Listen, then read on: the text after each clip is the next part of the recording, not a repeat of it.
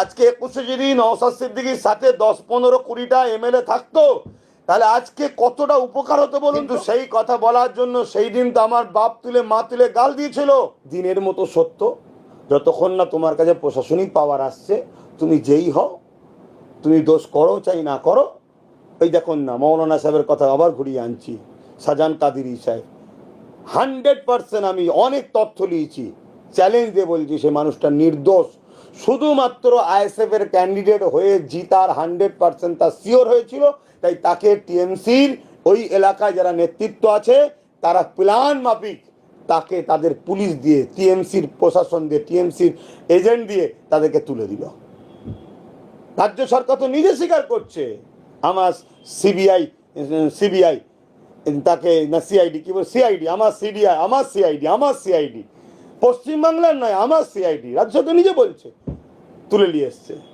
তাহলে এই তো হচ্ছে ব্যাপার, যখন কোনো দিক দিয়ে রুখতে পারছে না, চলো এক আগুন লেগেছে এক জায়গায়, সেখানে নেই তো কি হয়েছে, এটাকে তুলে নিয়েছে বলো এখানে রয়েছে। তবে আমি আশা রাখছি আমার দেশের এনআইএ এবং যারা সিবিআই রয়েছেন তাদেরকে সুপ্রিম কোর্ট দায়িত্ব দিয়েছেন।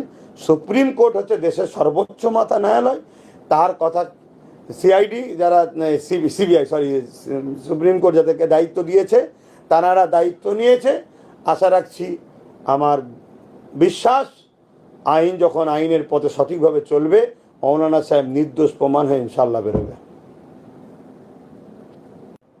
কিন্তু সেই কথা বলার জন্য সেই দিন তো আমার বাপ তুলে মা তুলে গাল দিয়েছিল। যদি আমার কথা না নেয়, আজকে 21-এ যদি নওশাদ সিদ্দিকীর সাথে 10-15-20টা এমএলএ থাকতো, তাহলে আজকে কতটা উপকার হতো বলুন তো। একটা এমএলএ সব জায়গায় ছুটছে, সুপ্রিম কোর্টে কেস চালাচ্ছে, সব কিছু করছে।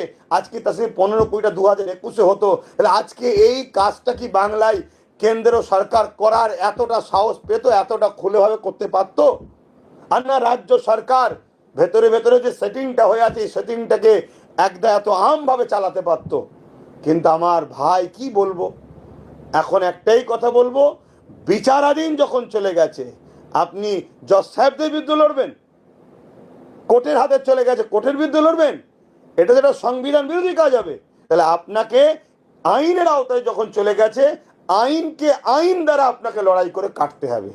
হ্যাঁ, আপনার আওয়াজ তোলার অধিকার আছে, সংবিধান আওয়াজ তুলতে বলেছে, কিন্তু আওয়াজ তোলা মানে এটা নয় যে আপনি কোনো কাউকে নোংরা কথায় অ্যাটাক করবেন, সমাজ বিরোধী কথা বলবেন, সেখানে ফেতনা ফাসাদ হয়ে যাবে, এটা যেন না হয় সেটা খেয়াল রাখতে হবে। কিন্তু যখন কোনো জিনিস বিচারে চলে যায়, তাকে আইনের আওতায় চলে যায়, আইন দ্বারা তাকে রুকা, তাকে প্রতিরোধ করা, এটা হলো সব থেকে উত্তম একটা পন্থা।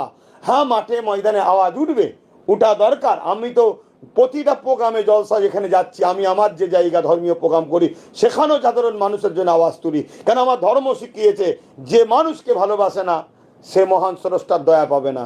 আজকে মানুষ বিপদে আছে, তাই আমি আমার জায়গায় দাঁড়িয়ে থেকে আওয়াজ তুলছি।